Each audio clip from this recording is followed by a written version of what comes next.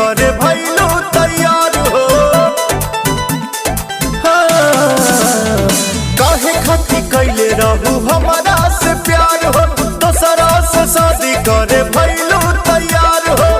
हमारा के छोड़ देले बारू बुरा हाल पा गोरी नया साल पा बैठी हरा ताल पर बेवफा बेवफा डीजे बजा के तोरा बीच जाए माल पा किस ले हम गाल पा। डीजे बजा के तोरा बीच जाए माल पा किस ले हम गाल पा।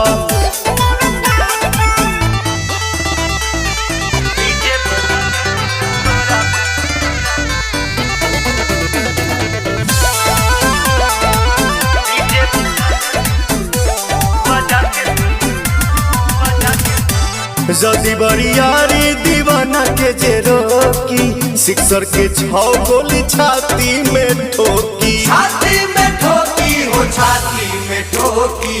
सथे बाउंसर रही सही को फ्रेंड हो, कुछ ना उखाड़ पहिए तोहर हसबैंड हो। हाथे आके फेरे लागब सोना जैसन बाल पा भारी परब काल पा बैठी हरा ताल पर तुम सिर्फ मेरी हो पगली और मैं किसी का होने नहीं दूंगा। अरे साफ इज्जत डुबाइए देबा का। डीजे बजा के तोरा बीच जाए माल पा किस ले हकार पा। ना मनबो बोला डीजे बजा के तोरा बीच जाए माल पा किस ले हकार पा।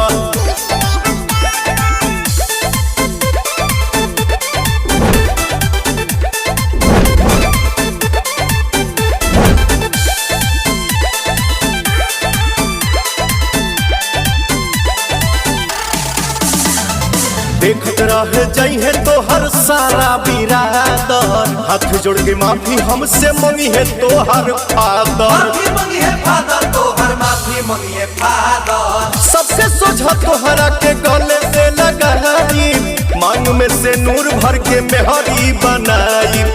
पवन के दिल टूटी तोरा यही चाल पा, भाई साथी रोवे सब तोरा यही हाल पर बेवफा बेवफा। डीजे बजा के तोरा बीच जाए माल पा किस ले हम गाल पा ले हम गाल पा।